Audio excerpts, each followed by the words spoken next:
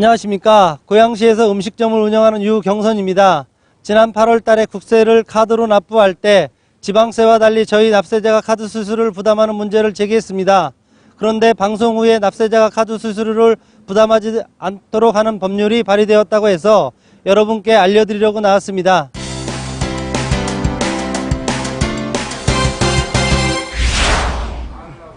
경기도 고양시에서 10여 년 동안 음식점을 운영하고 있는 유경선 씨. 올 초 구제역 파동 이후 어려움을 겪고 있는데 200만 원이 넘는 종합소득세가 부과됐고 현금 마련이 어려워 신용카드로 납부했습니다. 그런데 수수료가 약 3만 원이 넘는 금액이 붙었습니다. 국세인 종합소득세를 신용카드로 납부하면서 납세자인 유 씨가 1.2%의 수수료를 부담한 것.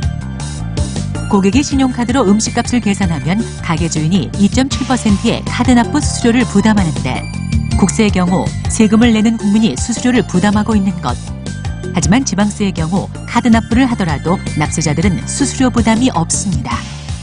신용카드 수수료를 면제하는 대신에 카드사는 그 카드 결제일로부터 일정 기간 징수한 지방세를 운영할 수 있도록 해갖고요.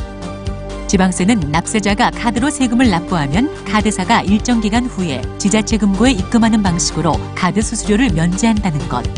그렇다면 국세도 같은 방법으로 수수료 문제를 해결할 수 없을까?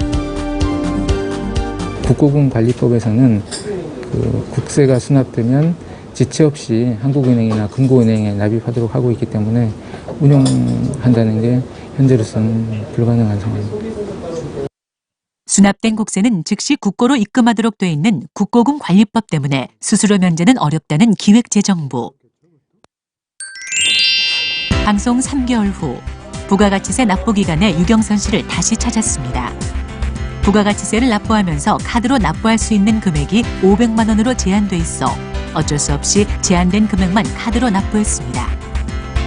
그런데 또 1.2%의 카드 납부 수수료를 부담한 것. 저희가 카드 수수료만 연 2천만 원이 넘는 돈이 나가는 건데 남들이 봤을 때는 게 작은 돈일 수 있지만 저희한테는 고객들이 카드로 음식값을 내면 가게 업주들이 부담하는 카드 수수료는 무려 2.7%. 거대한 솥단지에 규모가 큰 업체들에 비해 높은 수수료 때문에 음식점 폐업률도 높아 업주들은 수수료 인하 운동을 하고 있는 실정. 그런데 국세를 납부할 때 카드 회원으로 또 수수료를 부담하는 것입니다. 하지만 관련법에는 신용카드 가맹점은 카드 납부 수수료를 회원이 부담해서는 안 된다고 명시하고 있습니다. 정부에서도 똑같이 우리의 가맹점하고 같은 가맹점인데 그 수수료를 그 소비자한테 전가시킨다는 거는 잘못된 게 아닌가 이렇게 생각합니다. 우리 사는 세상 KBS 프로그램 나오고 나서 많은 회원들이 그걸 보고 아주 박수를 치면서 이번에 적어도 국세 문제는 해결이 되지 않겠느냐라고 기대가 충만했고. 방송 후 업주들은 힘을 모아 정부에 의견을 전달했고 국회에서는 당정협의를 거쳐 지난 8월 31일 국세기본법 일부 개정 법률안을 발의했습니다.